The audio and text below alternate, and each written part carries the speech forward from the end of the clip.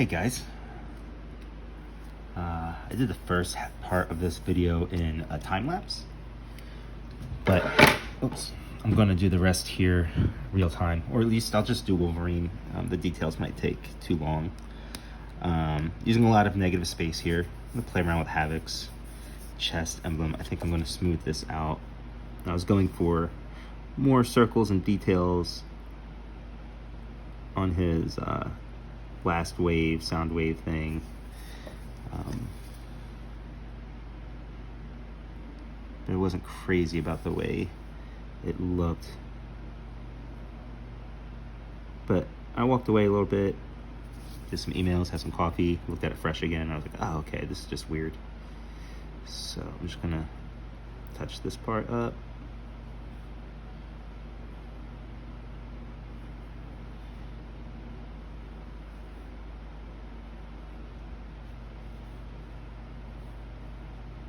There we go. I think I also want to add some circle in here.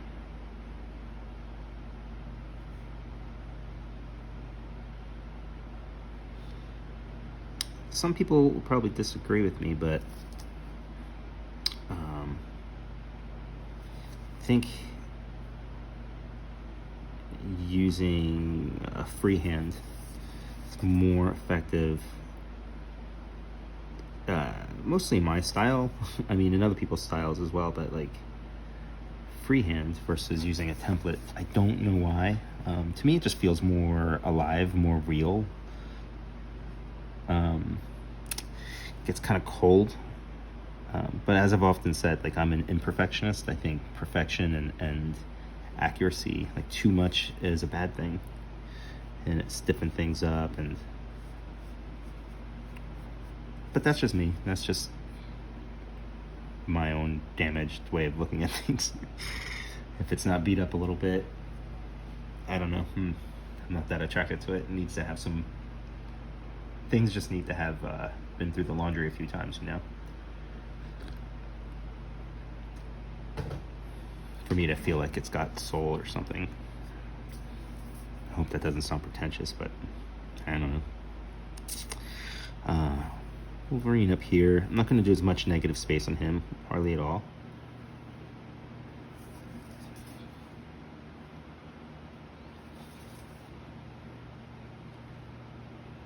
When I was young and really first attracted to comics, it was all about Arthur Adams for me.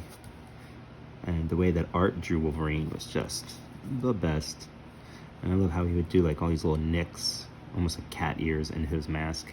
I'm sure others have done it first or whatever, but it was Art's version of that stuff that just stuck. It made me want to be an artist. Not just a comic book artist. It made me want to be Art Adams. Like when I was younger, I had no interest in being myself or learning who I was as an artist. I just wanted to be Art Adams. And being really young, I was like, wow, his name is Art and he draws art? God.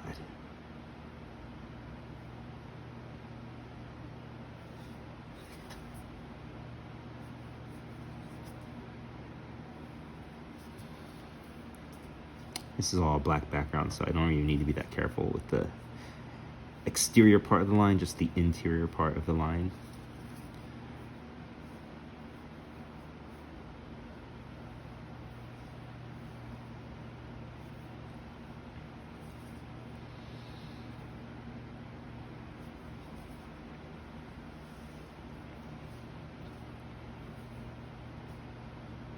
Whoops, I didn't want that. I'll figure out what to do with that later. You know, when you screw up like that, don't panic. Don't get upset. All it's gonna do is make things harder on you.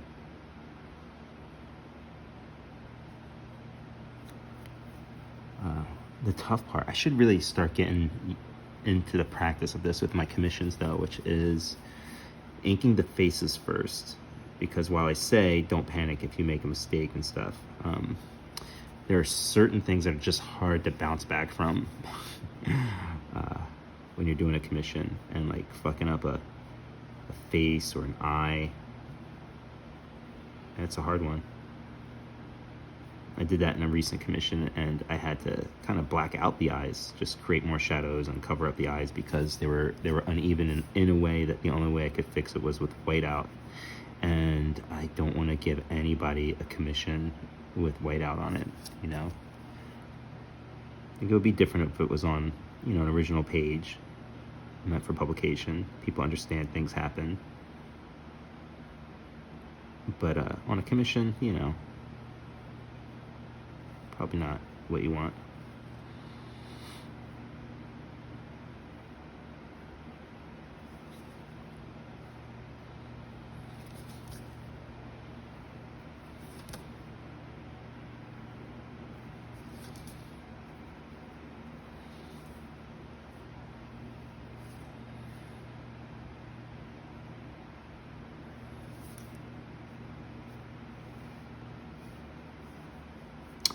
I gotta get new ink. I've been using my favorite ink for a really long time. It's a Talons, Talons ink. I think Canson puts it out, but it was originally a tattoo ink. And it's brilliant. The problem is I bought a giant bottle of it, and for as much ink as I use, although in the last couple years since I've done a lot of digital stuff, I've used less.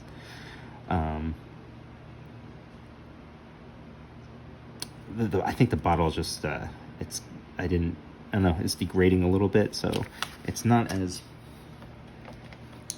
totally solid black as it used to be. It's still really black. It's better than most inks, but yeah, could do some fixing. It's easy enough with Wolverine to fix stuff because like he can have scars and cuts and bleeding and all kinds of shit to like sort of, you know, cover up weird lines like this. I also kind of have to look at his costume again. Like, I know the shapes of the costume, but some of the details, I realize I'm starting to kind of mix in my head between his original yellow costume and his brown X-Men costume. The brown one is the kind of one that I'm grew up on with the Art Adams stuff and Paul Smith's run and John Romita Jr.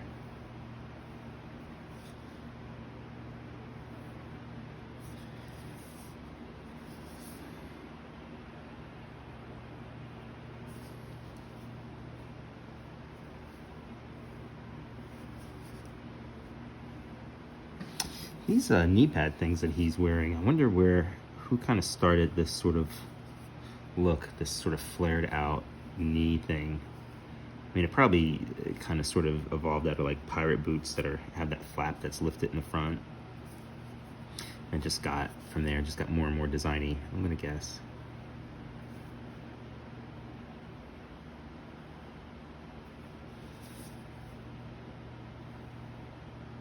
And even a little bit of open areas here. I'll do some details in his legs after I've really done this, because this is going to be solid black, and I gotta be careful that my shading doesn't end up becoming muddy in that area. So let's see what all the black looks like first when it's laid down.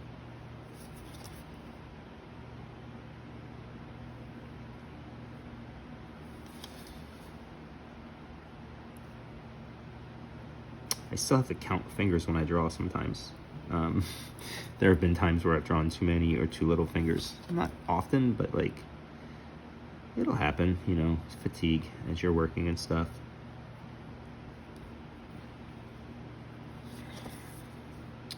Gonna give him a little highlight in the middle of his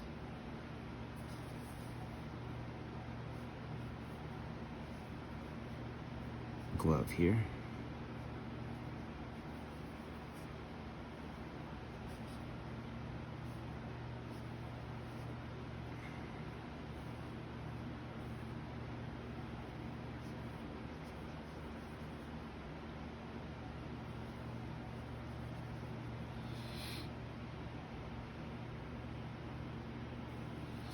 Alright, so I'll fill the rest of this in, and it'll give me a better idea of the shading that I should have in this section.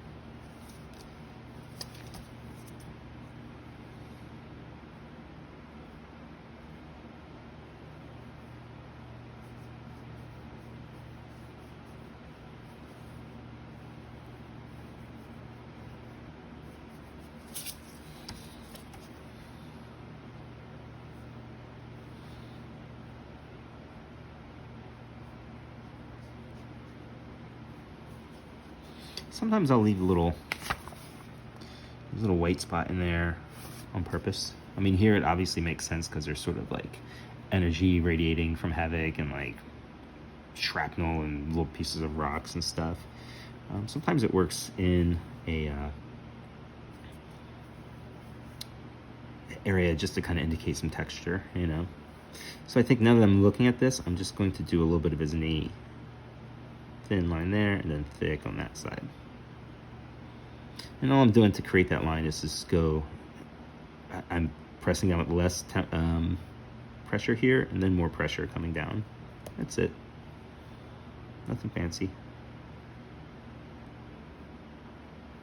That look often I associate it with the flat pen, which is this pen with the nib is literally just flat straight across. And Dan Panosian gives that look a lot with his work. What fascinates me is he doesn't really use a flat pen though. He's actually just using a brush, but he's manipulating the brush to make it do what he wants it to do. And I think that's the key with inking. Inking with any tool, whether it's something like this or a digital tool, you have to use the same sort of imagination in your mind that you use for the artwork with the tool, I think. And that's how you get the best sort of performance out of it. Especially if you're working digitally. I love inking digitally, but if you're not careful, there are some problematic effects, I believe, working digitally, which is the line work can end up looking the same, not only everywhere on your own page, but compared to other people who are also working digitally.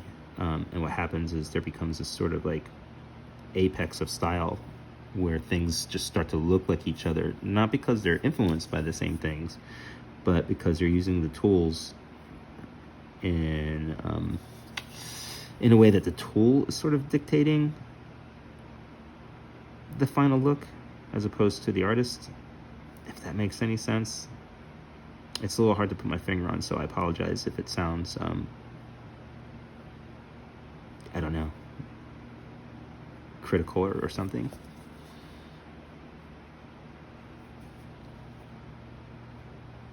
Like I said a couple times, you know, I'm drawing and thinking at the same time, so it's not always, what I'm saying isn't always clear. That's if anybody's listening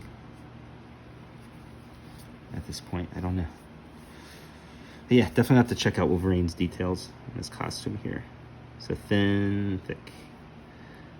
Thin on the sides, thick on the bottom.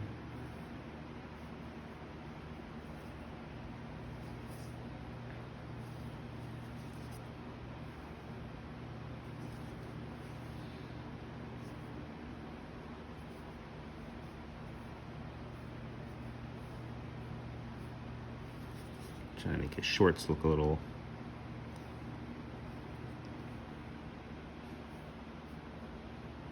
I don't know, just some texture to it.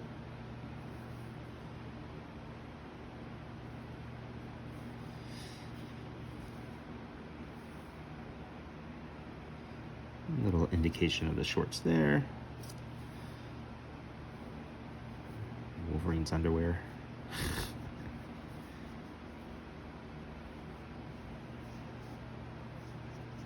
You should try that in real life.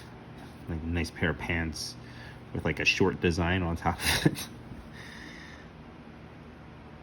Yeah, why not?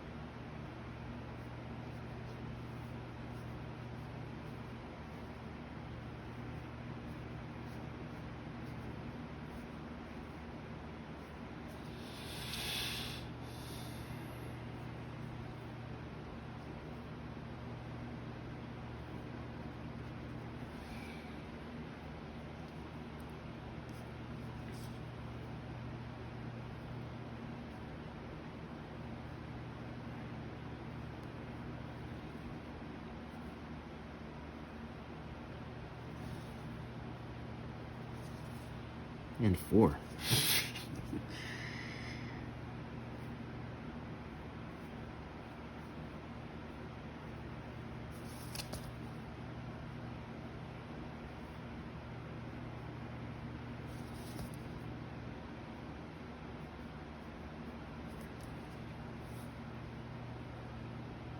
I'll probably do some shading in his knuckles as well, his fingers, but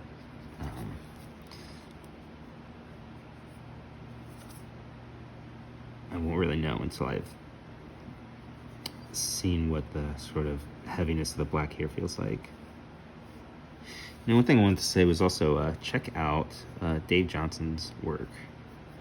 Longtime pal of mine, and way back in the early 90s, we used to be on the phone all night working, and just talking while we worked and stuff. And he was one of my mentors, for lack of a better word. I'm sure he'd hate hearing that, but he really helped me a lot with my black spotting. These conversations about make every page 50% black, or even every object. And by doing that, you begin to give weight to everything, even if it's in color. Black is your friend on the page. It is a color. It is a value. It creates contrast, and it moves your eye. It does everything for you. So yeah, Dave was a big part of my learning curve there. You know, I've got that awesome channel, the Drink and Draw. I'll put a link down here if I can remember. Yeah, just follow his work. It's always been a huge help. So this knee pad thing is much smaller than this knee pad thing. So I think what I'll do is I'm going to make this be the interior line.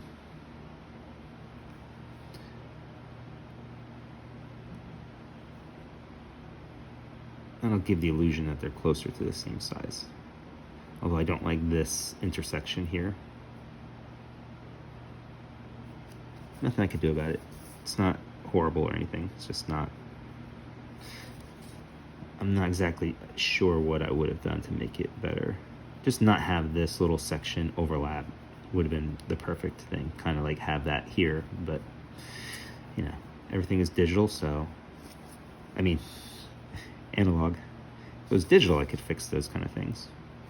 I could barely call it a fix, though. It's really just an adjustment. It's not like there's something really wrong with it.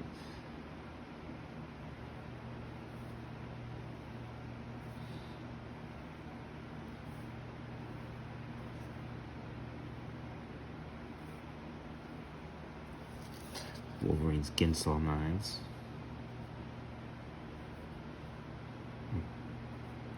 Ginsu knives, I forget how it's pronounced. Saw enough of those commercials as a kid, you think it would be like melted in my head.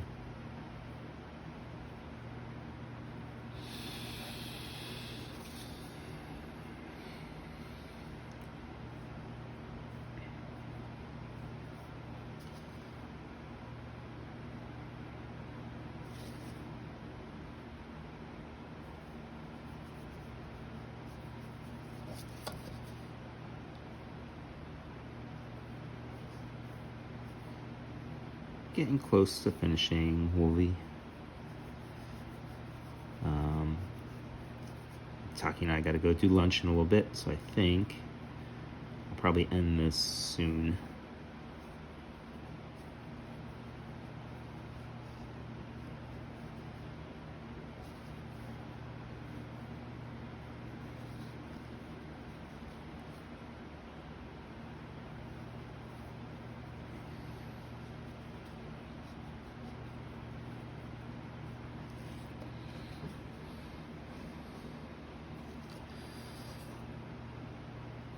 I don't know why that leg over here is bothering me, but there we go.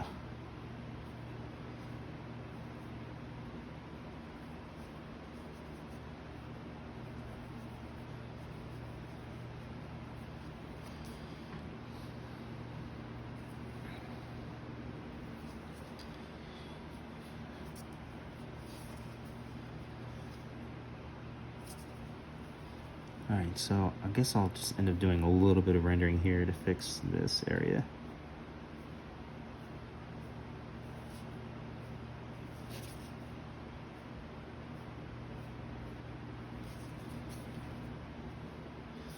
It's kind of neat.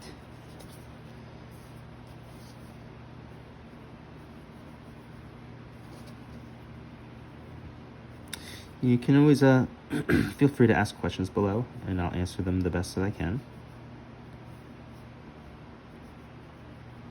Keep your comments. Well, I don't have to say that. You guys are awesome. Everybody's been cool.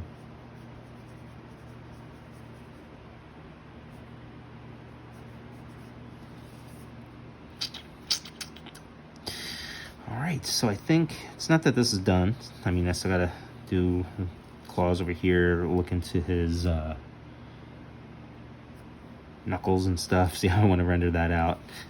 Back here, in case you're wondering, this car is from Google SketchUp. So is this one.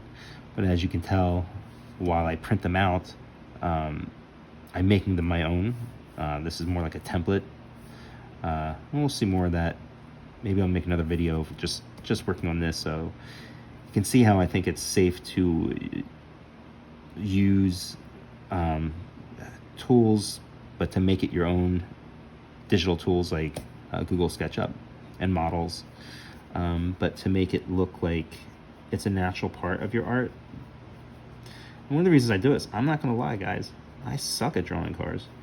I mean, they look like cars, but I suck at it and I don't enjoy it. I don't know why. Just something about cars. I'm just not. I don't know why. I can't connect to them, which I wish I could, because people love cars, right? And when I see somebody like Dave Johnson or Dampen Ocean like drawing cars, they do it like, oh, so well. It has personality and everything. All right, I think I'm gonna leave it here. Just keep this video shorter since the last couple were much longer. But, you know, I'm gonna go and do more details into the knuckles and stuff like that. I'll make another video a little later with the car, so you can see how I handle that stuff. And that is it. I think what I'll do is I'll add the Havok time lapse after this. So hang on a second and watch this guy in time lapse. Take care.